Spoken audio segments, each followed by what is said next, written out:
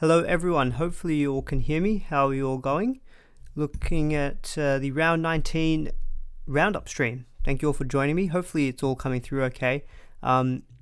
Just missing one of my normal screens, so I've had to change my settings up a little bit, and I can only see the chat on my phone, so I've got the stream up and looking at the chat on my phone. So if I'm looking down here, that's what I'm looking at, but just to make sure I can still see all your questions and your comments. Yeah, a couple of things I think to to take out of that last game with the Cowboys Tigers. I mean, honestly, that must be one of the worst decisions I've ever seen. What were they challenging? There was no.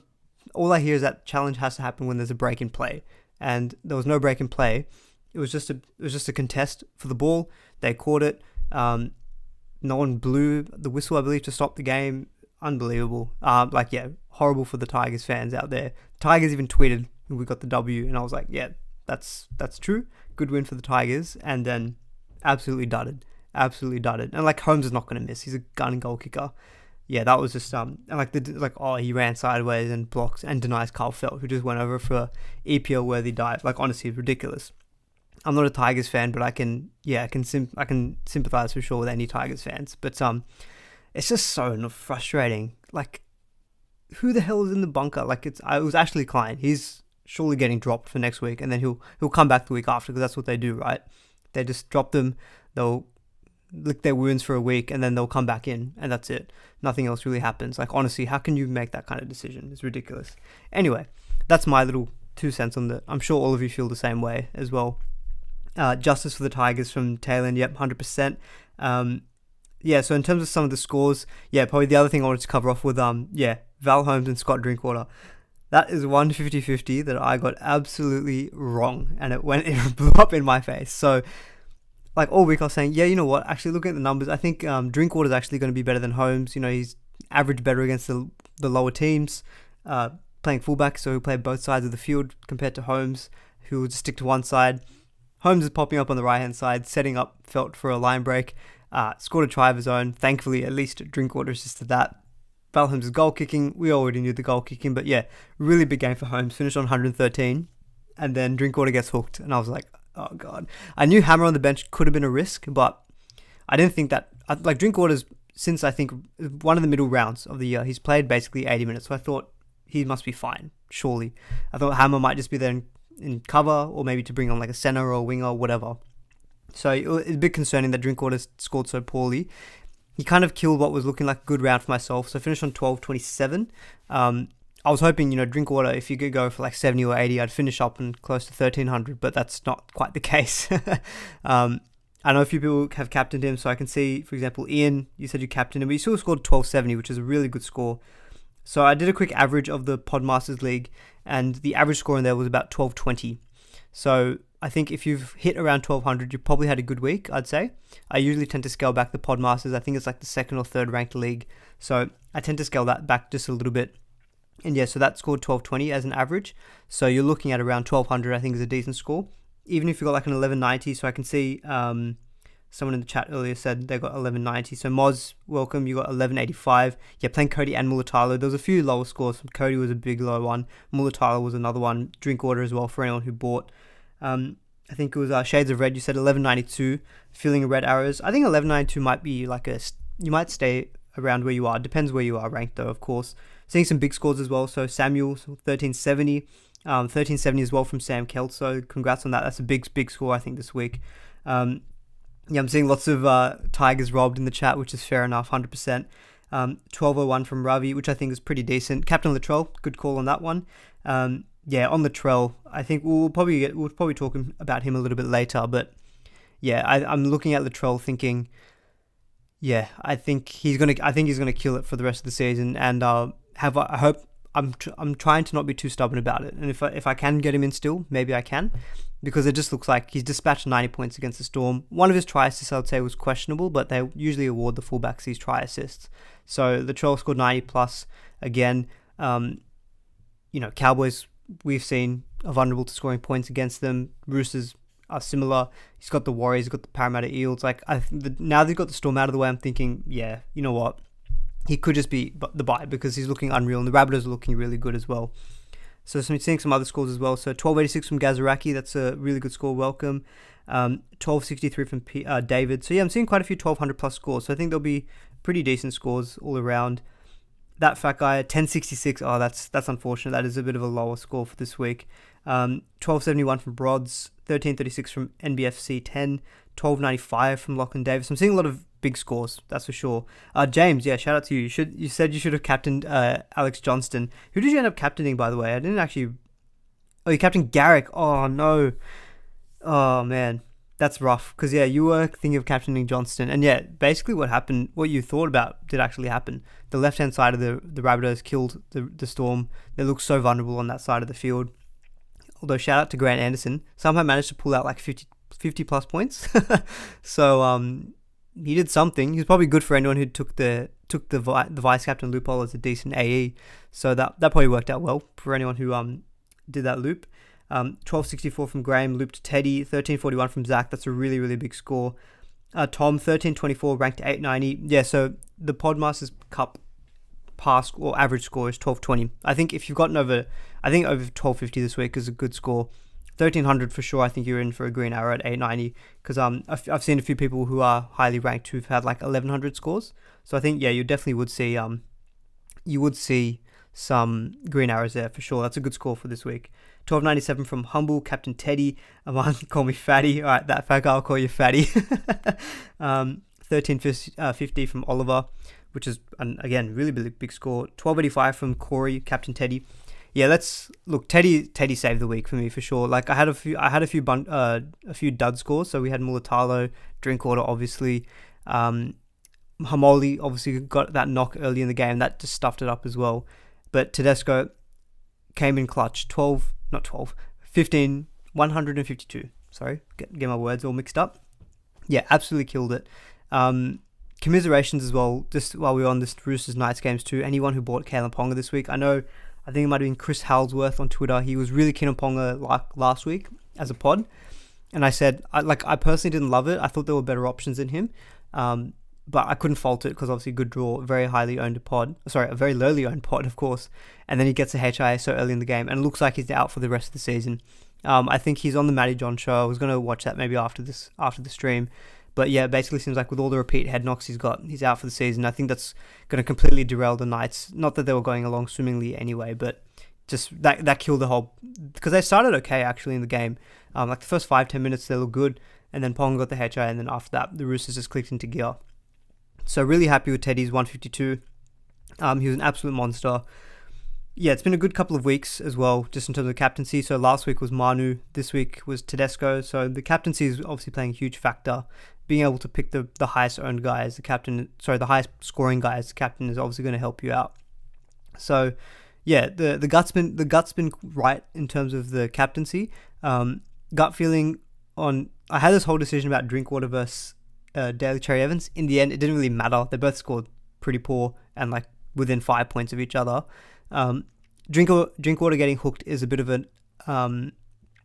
it's not ideal. You know what? I'm honestly kind of hoping he just gets named on the bench and then I can just trade him to Latrell and just make my decision for me. Other trade that I'm thinking about doing for next week, I think will be, Max King probably going to be out. I think at front row forward with Joe Tarpany killed it again. I think he scored about 73 points. He actually got his line break taken off him. I think it's one of those half breaks at the NRL versus the Fox lab. They do stats a little bit differently. So they didn't award Tarpany the line break. So he ended up on 73. He was on about 79. The man just keeps killing it. But I'm actually thinking I might go back to Payne Haas. I know Haas did score a try, but he scored 105. And 105, even if you take away the try, so take away 27 points, you're still looking at about just under 80 points from Haas, which is killer. They've got a good run home as well. He's 482k with a 59 break-even, so it's obviously going to go up in price a little bit. But I'm thinking in my head, like I've got about 280k in the bank. So next week, I think Max King to Payne Haas shouldn't cost me that much money. And Haas's ownership, I think, amongst the top tiers is going to be a little bit lower. I know there's a few extra trades, because I owned Haas only a couple of weeks ago, but he wasn't playing and I really had no front row forward depth. So I'm thinking of maybe going Max King to Payne Haas in this coming week. And then that still leaves me with a lot of money, which I can then use maybe to upgrade someone like an Isaiah Tass. If I have to deal with Drinkwater, maybe I can go Drinkwater to Latrell. Those are some early trade thoughts. But yeah, just let's get back to the chat. So 12-11 captaincy on Drinkwater. Yeah, look, I know it's a when I see these kind of scores, like 12-11 with captaincy on Drinkwater, it shows you've got a good team, right? Because your captain really let you down, but you're only sitting 15 points behind me, and my captain went massive, right? So it's those subtle swings where it shows that if you've got other guys in your team who can do well, even if you get the captaincy wrong, but you hit everywhere else, it can kind of stop you from getting a really bad score. Yeah, Brewer, that's right. I think Brewer from Dual Position Podcast, I think he did buy Ponga, and he also owned Cody Ramsey, who got injured very early in the Dragons game, so he did not have luck with injuries this week. John saying back-to-back rounds on your called on captain. Yeah, thank you. Thank you. Yeah, we just touched on it just before. I think it's just been a case of identifying, I guess. Like Manu was more of a gut call. I'd say Teddy was more of the Knights have shown so far this year that they do concede a lot of points to spine players. And the feeling was also that Tedesco would have a full week of rest. Last week he was coming back from Origin, so that was a massive game, which is actually why I also thought Manu would do well, because I thought Teddy coming back is not going to be he's not going to be 100%, and Manu's going to have to step up. So, and which he did, and it really worked out. So yeah, captaincy is working out well. So yeah, hopefully we can keep it continuing. And I'm giving you guys good captaincy tips. Shout out to anyone who captained Val Holmes. And I have to apologize, I guess, for saying Drinkwater over Holmes. It really didn't work out this week. And I told people on Twitter as well, some of them asked me, would you captain Drinkwater or Holmes this week? And I said, I'd probably go Drinkwater for the fact that he's got more ability to affect, more plays on the field. It just didn't work. And I don't need to apologize in the sense of I don't know what's going to happen in the game. But the swing was huge, so I kind of felt bad. One person on Twitter was a bit upset with me, but I was like, look, at the end of the day, I give the advice, you make the decisions. If it works, then I'm happy. But if it doesn't work, then I feel bad because obviously you guys, put some faith in me and stuff. But decision did not work out well this week, did it? Thoughts on Tigers versus Cowboys? Yeah, look, I think we kind of spoke about it a little bit at the beginning. Just Tigers absolutely dudded. Absolute joke. Jessica saying that was the best game I've ever watched this season. I can see why you'd say that, but I really don't feel that way. I feel kind of sick after watching that. Just seeing the ending, you're just like, you're not even as a Tigers fan, just an NRL fan. You're just like, this team is already at the bottom of the barrel, right? And they've just put in a massive performance against the second place team at their ground in their captain's 300th game. And then they get dudded by that stupid call. You just feel sick, don't you? So I definitely don't think that was the best game I've seen this week. Tom saying, Aman, you told me to get Burton and you got Holmes instead. Oh, look, Holmes obviously killed it. Matt Burton is honestly looking like he's reminding me of Adam Dewey of last season. I never got an Adam Dewey last year. That gun 5'8" goal kicking from one of the lower teams who's just killing it. And Burton has been absolutely killing it. They've got a really good draw coming home as well. I could sell Drinkwater. Actually, no, I can't. I haven't got the duels, but Burton would be a nice pod. We identified him as a pod, but I don't think I was ever really going to go there, but it was a good week to get him for sure. 126, I think he scored in the end. 129, there you go. So absolutely killed it. What's the go with Mulatalo? Look, it was just a tough game. Obviously, if you watch the game, the rain became a bit of a factor. And the ball was just not getting pushed out to the sideline as much. I think Mulatalo will come good. I ended up playing him because Joey Manu got ruled out, which is a bit frustrating. I wasn't going to play Ronaldo, and he only scored about 28 points, I believe, or 33, something like that. But look, Sharks have got a really good run home, so I've got faith in Mulatalo, and the Sharks will bounce back for sure. They played really well, at least. Highly doubt Drinkwater gets dropped. Had an off game, and Hammer always comes in for the last 20 minutes. Yeah, not ideal. Drinkwater has been playing the full 80 minutes the last few rounds more, so that's why I was kind of confident that it wouldn't affect him. But yeah, Drinkwater had a few errors, and it was probably an easy excuse for Todd to go, all right, you know what, he's not having his best game. Just bring on the Hammer for the last 20 minutes. And that's when the Tigers started making their comeback. So hopefully Todd is saying, all right, let me just keep Drinkwater at the whole time. Hines or Teddy rest of the season? Now that is a great question. I would probably say Hines, just for the fact that the Sharks run home is probably one of the best, if not the best, for the rest of the season. So if you look at Hines, even Hines, he scored 47 in a game where he really didn't do much. He's he's got a really good floor because of the goal kicking, and his base stats are pretty good as well. But like after round 20, when you're versus the Rabbitohs, you're looking at the Dragons, the Tigers, Manly, Bulldogs, Knights. Teddy, yes, obviously he absolutely killed it. They still do have some good games coming up, but I don't think their draw is as good as someone like the Sharkies. So you've got Manly, Broncos, Cowboys, Tigers, Melbourne, Rabbitohs. I don't think it's as easy of a draw. And I think with Hines' goal kicking, I think he's probably got... they both equally have a big ceiling, but I do think that Teddy's is slightly less than Hines. So I would probably say Hines for the rest of the season, but honestly, I would try to get both if I can. I know that's a bit of a cop-out answer. Who is consistent and good to get as fullback? I'm still thinking Teddy and Latrell are probably the top two, I think, for fullback. Rabbitohs and Latrell looking really good. I think after this Melbourne game, I don't think they have... Do they have to play the Panthers? I'm sure they do have to play the Panthers, don't they? Oh, Latrell updated to 99. Oh, man. That's annoying as a non-owner of Latrell. Where do you get to 99 from? Yeah, I didn't really agree with one of his try assists. Oh, okay, he got an extra line break assist. Oh, okay. Oh, well. Oh, and Munster's gone down. He lost his try assist, but no one got given the try assist. That's confusing. I think the updates are still coming through at the moment.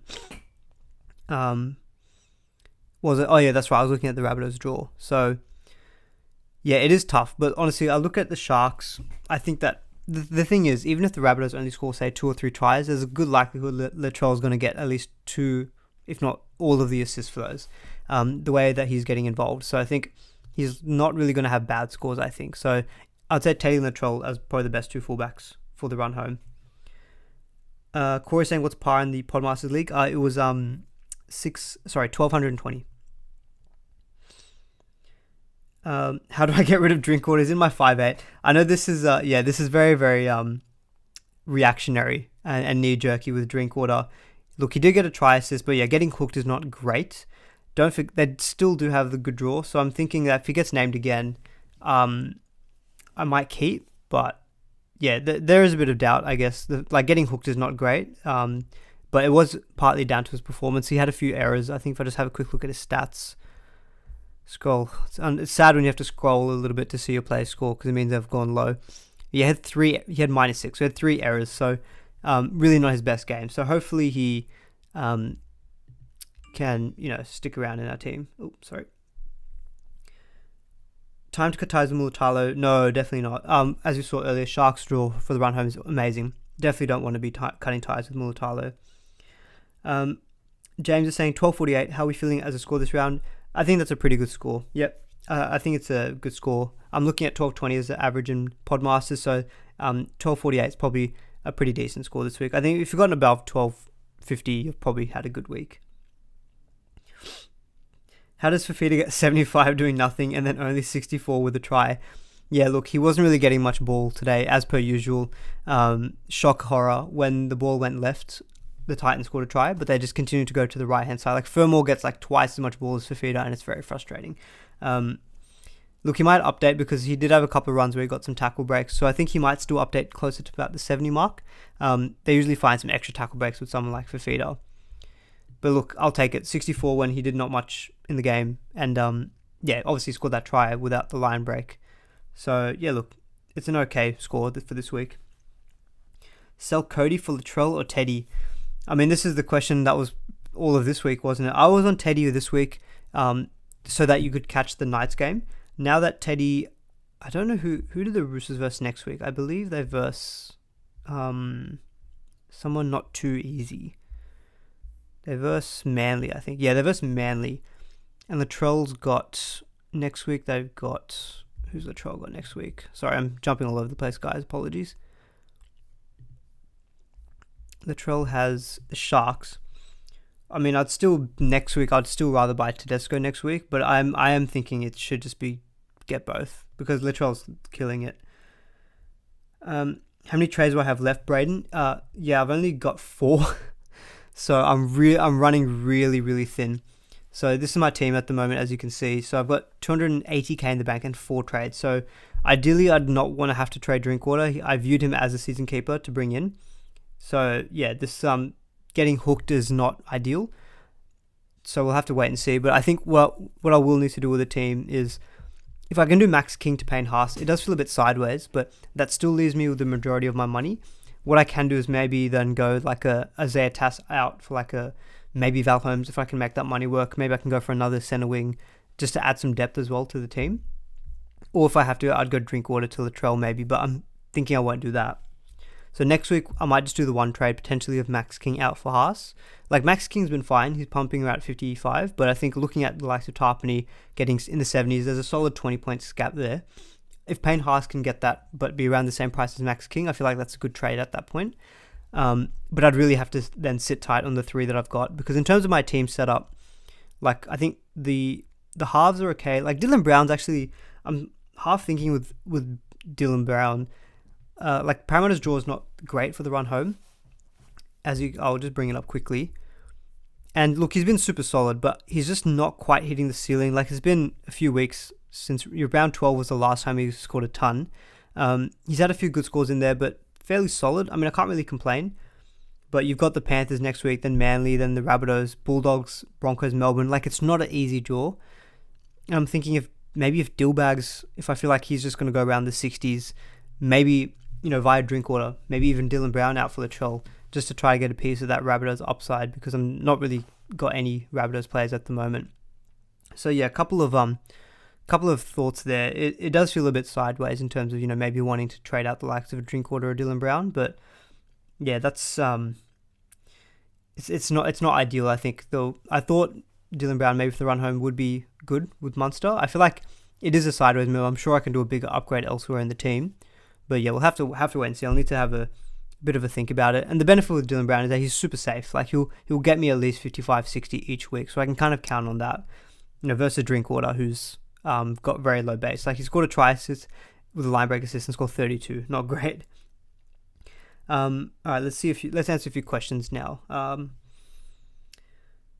What is with Pole's minutes? Pole's minutes, sorry, not Pole. Pole. Yeah, not too sure what the minutes were like with the Tigers.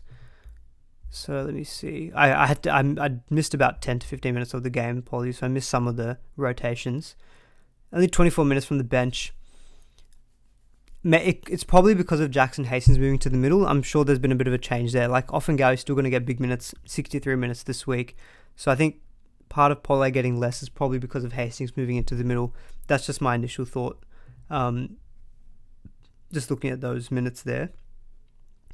Who was the centre wing to bring in for the rest of the season out of Mulatalo, Holmes, Pompey, or Ramian?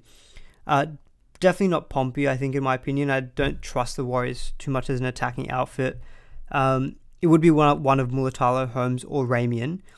That's a really tough question. I think Mulatalo was killing it up until now. Obviously, Holmes looks the best option now because he's just scored a ton.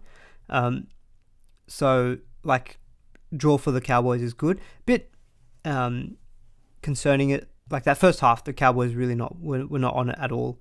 But they turned it around, obviously, in the second half to an extent. So, yeah, it's hard for me to give an answer on that one, James. Just with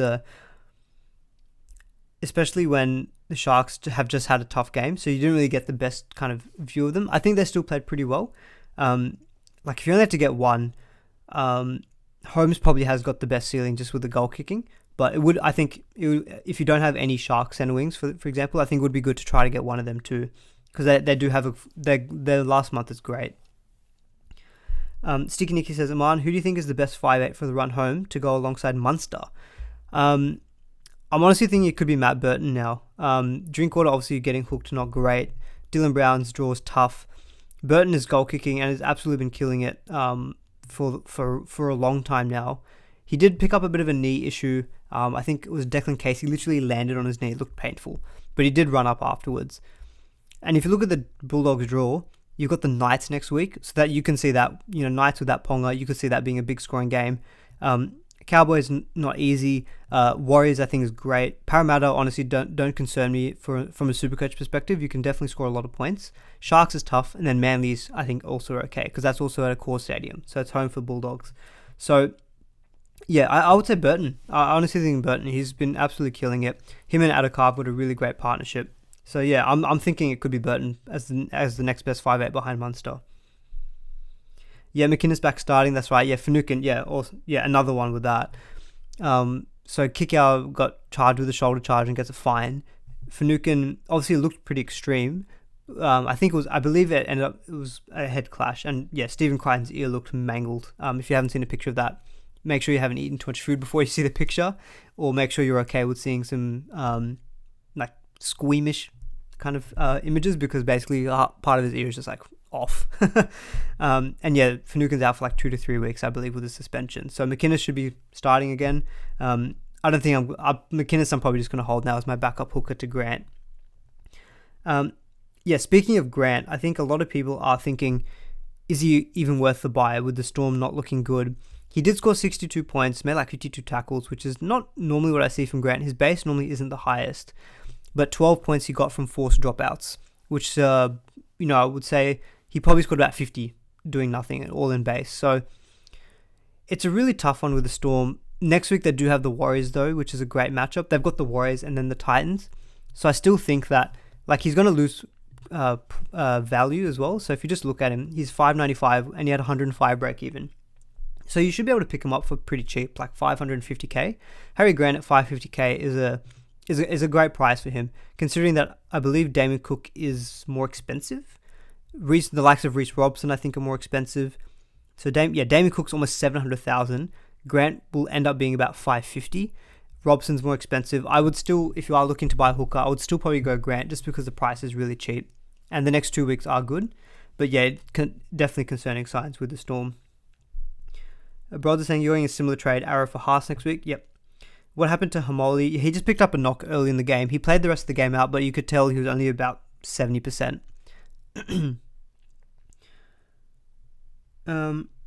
Sell Mam or Cody for Latrell? Yeah, Cody did not have a great game, did he? Lots of errors. I would probably sell Cody. I actually mentioned this, I think, in not last week's video, but the week before that. Broncos still do have a good draw. Mam's got a pretty solid floor as well. The fact that he's got the dual 5'8" and halfback can be handy to cover you in sticky situations.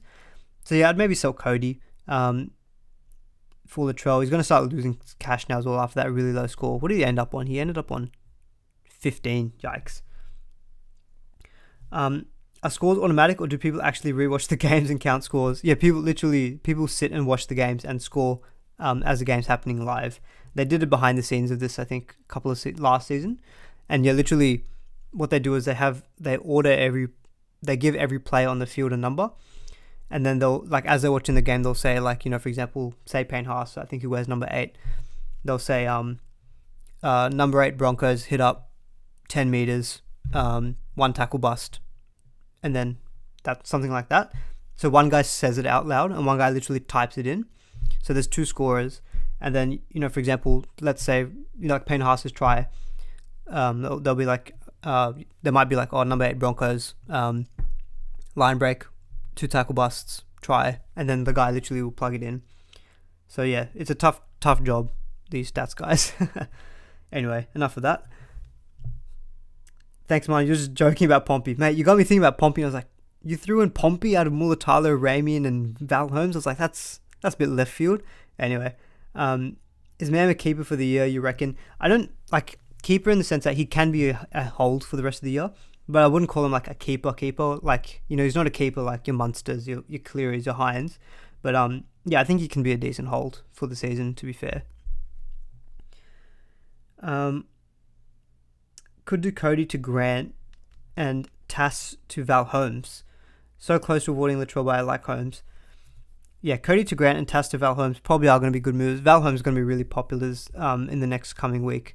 I believe they have got a good matchup this week. They've got the Dragons. Yes, they've got the Dragons at Netstrata Jubilee. So it's an away game for the Cowboys, but the Dragons do concede points. Despite them being pretty good this week, they are a bit inconsistent. So I think that you can still do okay with getting Val Holmes for this week. And yeah, Cody to Grant, I like that as well. Storm against the Warriors. It is an away game for the Storm, and I think historically Warriors have actually done okay against Melbourne from memory.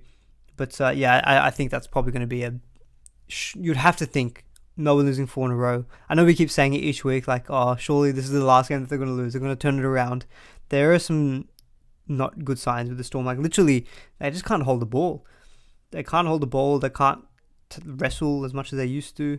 So yeah, a bit concerning for a Storm fan. Let's see. Aman, what's your best ever Supercoach rank? So I've actually only played Supercoach for like 3 seasons. I'm kind of new. I'm still learning a lot with the game. The only reason I decided to make content was I was a bit bored. I wanted to make a YouTube channel, and I thought, you know what, I like this game. I'm going to do it. And I was like, as I'll give advice, hopefully I'll learn at the same time.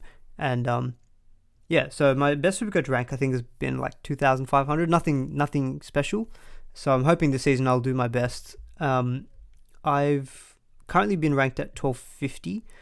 Not 1250, sorry. I'm currently ranked at 2,500. And so with 1227, I'm hoping I go up with green just a little bit more.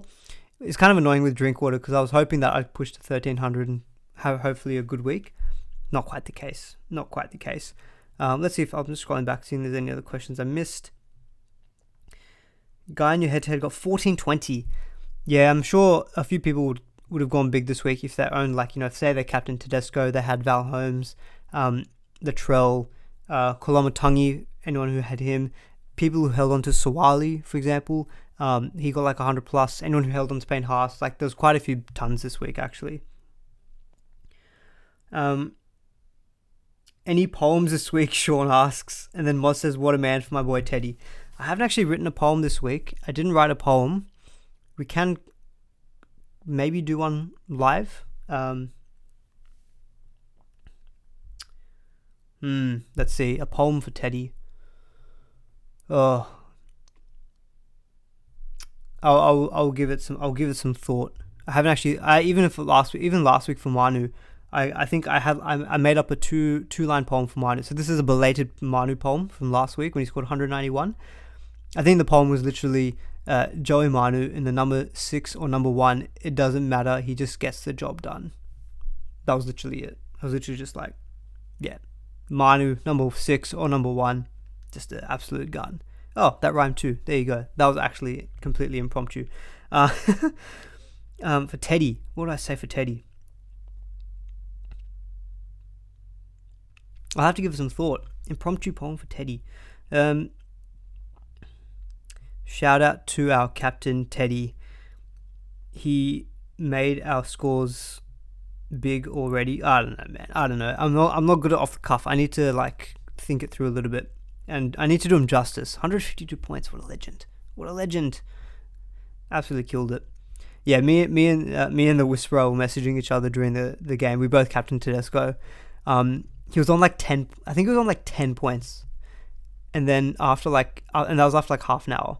And then after like 10 minutes, he ended up on like 70 at halftime. And I was just like, beautiful. And then he absolutely killed it in the second half as well.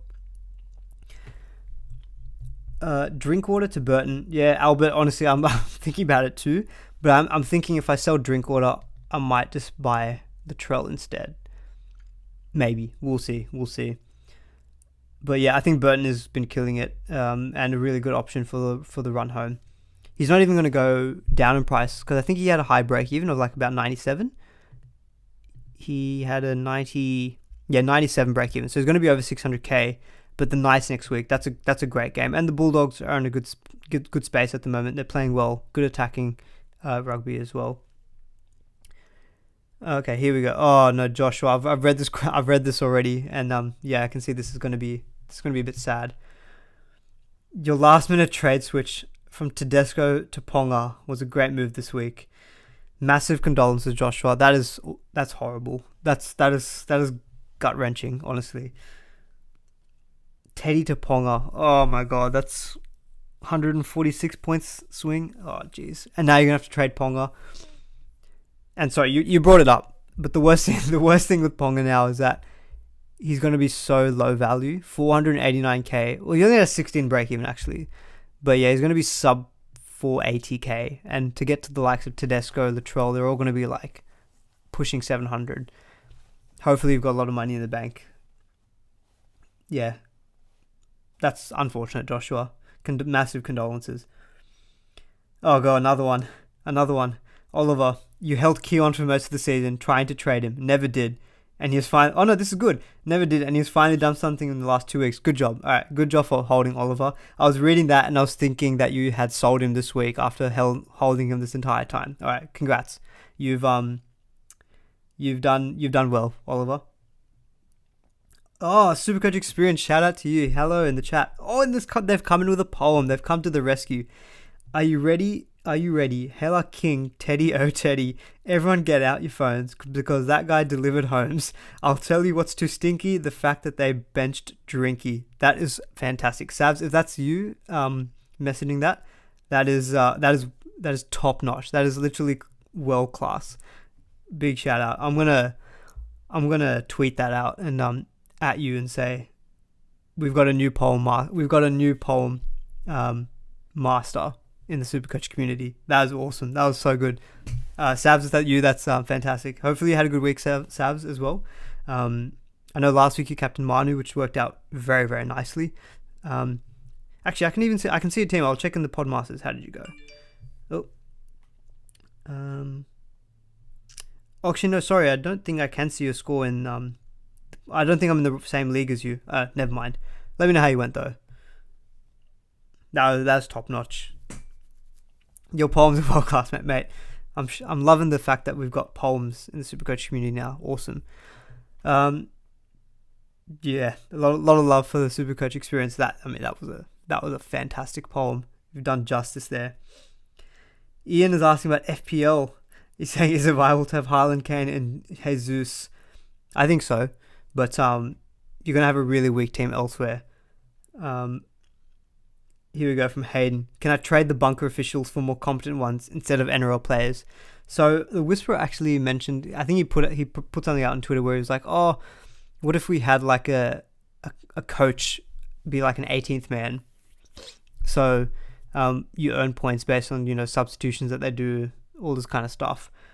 Yeah, it'd be nice to include something where we can just like bin off referees and Supercoach as well. Oh, okay. Sorry guys, my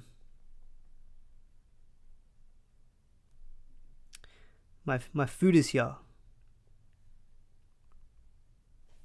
1 second guys, I'm gonna have to go tell people to get my food.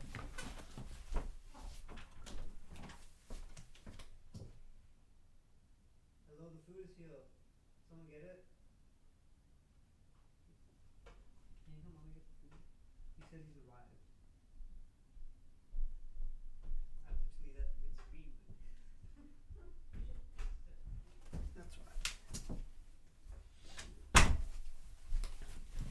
Alright, I'm back. Just my Uber Eats just came and they said I'm here. So I was like, alright, let me just make sure. Let's see if someone else can get the food. Oh, alrighty. What food? Okay, what did I get for food? I got Indian food tonight. I felt like some Indian takeaway. So if anyone's interested in my dinner order for tonight, I got chicken tikka masala, four garlic naans, palak paneer, which is like spinach and cottage cheese, very good vegetarian. I got lamb sea kebab, which is like kind of like think of it as like an Indian souvlaki. Okay, just think of it like that. And I got some lentil curry. A lot of good food. How did your bold prediction go, Aman? Dilbax to set up a lane and Dilbax to score a try. No, I don't think I got either. To be fair. Oh no, I got it wrong. So yeah, I said that Dilbags would set up Sean Lane. Lane set up someone else's try. So I got something there. Shout out to Sean Lane, by the way. Absolute legend. 91 points. I'll happily take that. What's even more frustrating though is that he bloody should have ran for the try himself. And instead he just passes on to Wanga Blake. I'm like, mate, get me 30 points. Get me the line break, get me the try. But look, I won't complain with 91 points. He's been awesome since I've got him. Bailey says you scored 1,177. Not quite happy. Yeah, it does feel like a slightly lower score this week. But look, it's not awful by any means. Like I've seen a few people get like in the like I've seen people who are in like currently the top 100 or like top 50 and they've had scores sub 1,100. So there's been a few swings and roundabouts. I think a few people, unfortunately, anyone who's like say Captain Drinkwater, for example, in the last game got burnt badly by that. Sean says, a change I'd like to see next year in SuperCoach is to make the VC score 1.5 times as well as the captain doubling. I think it would be interesting. I have thought about this before about your VC getting say 1.5 times points and then your captain double. It would make it, obviously, it essentially gives you a slightly reduced version of a captain. I don't mind it because it probably evens out how badly your week can go based on captaincy. If say, for example, your captain does bad but your vice captain does okay, it can kind of offset any loss from your captain. I don't hate that. I don't hate the idea. Obviously the scores in general will just increase overall, but I don't think it's a bad idea. I think with the way that the whole vice captain loophole function works, though, it could make let's say for example your captain doesn't, the actual function of a vice captain is if your captain doesn't play, then your vice captain becomes your captain. It's just not really how it works on SuperCoach. So I wonder how the same thing would happen here as well. Not a terrible idea. I have thought about something like that as well. I'm generally not a fan of the VC loophole, because the first fantasy games I played was Fantasy Premier League, where it's literally just your vice captain's your vice. They get you points if the captain doesn't play, and there's no changing players during the round or during the weekend. Once the deadline happens, your team's set and you can't change it at all. I think the fact that you've got a rolling lockout means the vice captain loophole exists, but I can't really talk it down when I used it last week to get Manu's points. So that's how it is at the moment. Moz is saying now you're hungry and you already ate. Yeah, my bad. I'm starving as well, actually. CW Edits says 1373 with multiple bad scores, sitting in the top 9k. I wonder where I'll end up. That's a big score this week, CW. I think you'll probably top 9k. So you probably, I reckon you'll get to the 7k. I mean, in between the 7 to 8k for sure. But yeah, it's hard. It's always hard to tell. We'll find out tomorrow morning, I guess, when lockout ends. How will SuperCoach work next year with bye rounds? Essentially, I think what's going to happen is there'll be one team each week that has a bye, and so you'll kind of have to just plan for that to make sure you've got good depth so that you can cover your team, any players who are playing for the bye week, and so you can plan in advance, for example, as well. I think that's how it's going to work. I don't see what else they can do with it. I didn't actually play when they used to have the 3 buys, so it'll be interesting to see what happens there. But it'll be an interesting dynamic for sure. Just seeing if there's anything else to touch on for this week. Yeah, Manly just did not play well. Dragons were good, in fairness. For example, I'm seeing Cherry Evans 31. I was umming and ahhing between Cherry Evans and Drinkwater. The only thing that will give me solace is that Cherry Evans didn't kill it and then Drinkwater sucked. Because I would have been really filthy then. The fact that they both did poorly, I'm just kind of all right, whatever. I can kind of live with the decision. Manly with Homoli getting injured didn't help. Garrick just worked his butt off with 48 points. Not quite the 148 that I was hoping for from Garrick, but look, we'll take that. Raiders had a good performance in the second half. I really want Joe Tarpany. I'm terrified when I think I'm just gonna have to forego him. He's too expensive now. He's pushing 700k. 682k. 5-round average of 85. That's insane. He's just been killing it. Oh, and they've got the Titans next week. He was so close to scoring tries this week. Raiders have got a great draw home. Titans, Panthers is not great, obviously, but then Dragons, Knights, Manly, Tigers. Really, really good run home for the Raiders. So I know a few people have asked, I think, or they might look at that and think about any Raiders backs. The problem I have with Raiders backs is that they're just not used as much as an attack compared to, say, the forwards. If you look at the scores on the screen there, Fogarty, fine. He set up a couple of tries. He kicks goals. Papali'i, I believe, scored a try. Didn't he? He didn't. He scored 93 points in base. Oh, he had 2 line break assists, but okay, that's pretty crazy. But what I was getting at is that they like to use their forwards a bit more. So punch through the middle. So Hudson Young quite often scores tries. Harry Onara scored a double. The wingers, for example, it's not like a traditional sweep play. So Kotrick doesn't really get much. I think Raiders, you're probably still only targeting maybe Joe Taps. Adam Elliott, shout out to Whisperer, has had him for ages and he's been killing it as well.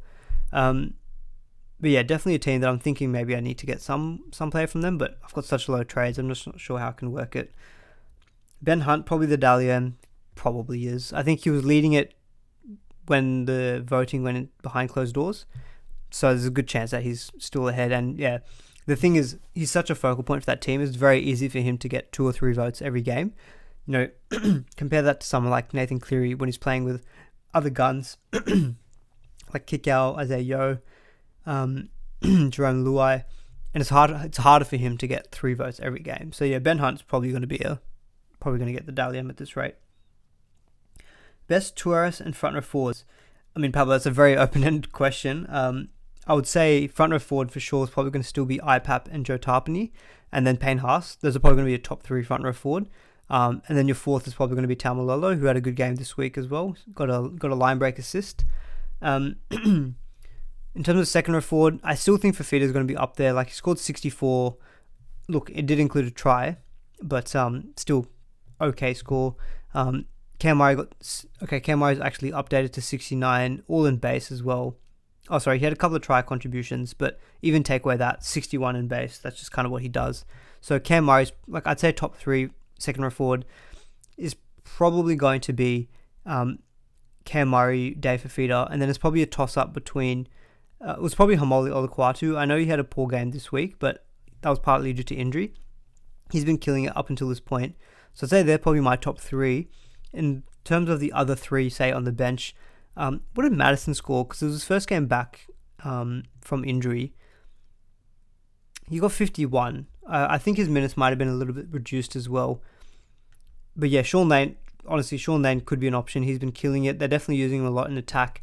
The issue is I think the draw for the Eels now is pretty tough, so I wonder how much attack he's going to actually get. So it's a pretty solid floor of around 60, but probably lacks some upside with the draw coming up. I saw a few people actually, mentioning Pat Carrigan. So Carrigan got a try assist and got 77. Did that come with a line break assist? He had 2 line break assists. Okay, so you normally wouldn't get that, you'd say, on average. So if I took away those attacking stats, you're looking at 32 points off that. So you're looking at about 45, which is not great, I think. So Carrigan could be an option, but probably not my favourite. What I like with getting Payne Haas back is that the draw is really good for the Broncos. So you got West Tigers next week. Roosters, I think, is for forwards is fine. Newcastle is good. And they play a lot of home games. So they've got the Tigers at home, Newcastle at home, Melbourne at home. I think Broncos can do well against Melbourne. Parramatta at home, then the Dragons. I think it's a good run for the Broncos, which is another reason why I'm also thinking about maybe getting Payne Haas back in. I don't think Haas will get rested. He's had his rest now. He looked really good. Broncos are going to keep pushing to try and maybe get a top 4 spot. I don't see them resting Haas. Maybe in round 25, but I doubt it. They normally always rely on him for big minutes. Benny, welcome. You say, hello, you beautiful human. 13-15, this no trade team finished with this week. I saw that. In honor of your team name, Wirima Trades Gone. You're on no trades. But look, 13-15, big score this week for sure. Who did you captain? I'm guessing you must have captained Teddy, Benny. Or maybe you added Val Holmes. Or Sivo. I think, yeah, I know you definitely have Sivo because you captained him a few weeks back. Yeah. There's a lot to unpack, I think, out of this week. You know, Drinkwater is one. You know, getting on Burton, Latrell, Teddy, is he still a buy? Yeah, few things that I think a lot of people are going to be looking at. Bailey, as you say, pretty sure you might do Drinky to Burton. Feels like it's a bit risky, but he's looking good. Yeah, Burton's looking really, really good. All the attack flows through him, which is good, so he can get those forced dropouts. Like, he can accumulate, as we always say. He can accumulate points because he gets those forced dropouts, try assists, goal kicks. He's even scoring a few tries himself. I think he's got a double today. VC Teddy, there you go. Looped the Teddy, the Tedesco. Alright guys, we might end it there. Not seeing too many extra questions coming in. I'm also very hungry, so that's partly the reason why. So I'm going to go off and have dinner. But yeah, hopefully you guys had a good round 19. Honestly, a very unfortunate ending with what happened in terms of the actual game, in terms of refereeing decisions. Just, it's not what we want to see. But hopefully we get that sorted, but I don't know when.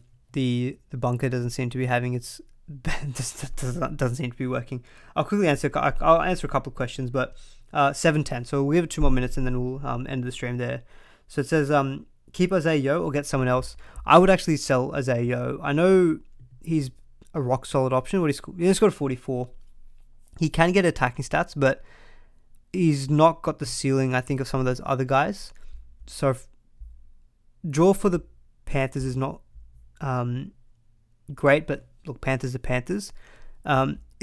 He's not a must sell, but at that price of 622, I don't mind flipping him to like a Cam Murray, for example. I think that would be a pretty decent purchase. I think Cam Murray looks 69 without any major attacking stats. He has those 2 try contributions, but you can see someone like Cam Murray, he usually does get attacking stats, and he has got a ceiling on him. Isaiah Yeo doesn't really quite have that. I love Isaiah Yeo. I had him for a long part of the beginning of the season, and he was really good for me. I just saw him during the Origin period. And the thing with the Panthers is that they're so far on top on the ladder, it wouldn't surprise me if they give all their players a rest in round 25, or just to they don't need Isaiah to play 80 minutes. They can dominate a game and then just take him off. So I feel like for SuperCoach, it's not great. So yeah, I probably would maybe sell him. Give the video a like. Yep, shout out. Thank you, Benny. Yeah, give the stream a like if you did enjoy it. Who is the best Ponga replacement? I'm still going to say Tedesco, but I think Latrell's right behind him. If you've got duels, I don't mind going to if say you can flip to your 5'8", I don't mind going to someone like a Matt Burton who's been killing it. Yeah, maybe a Munster if you haven't got Munster yet next week at 5'8". Sorry. All right, yeah, we're gonna end the stream there. Stomach is rumbling, getting really hungry. Hopefully you guys enjoyed that. We'll be back next week with more content. So yeah, keep tweeting at me on Twitter. Enjoy the rest of your Sunday evening and see you all in the next one. Cheers.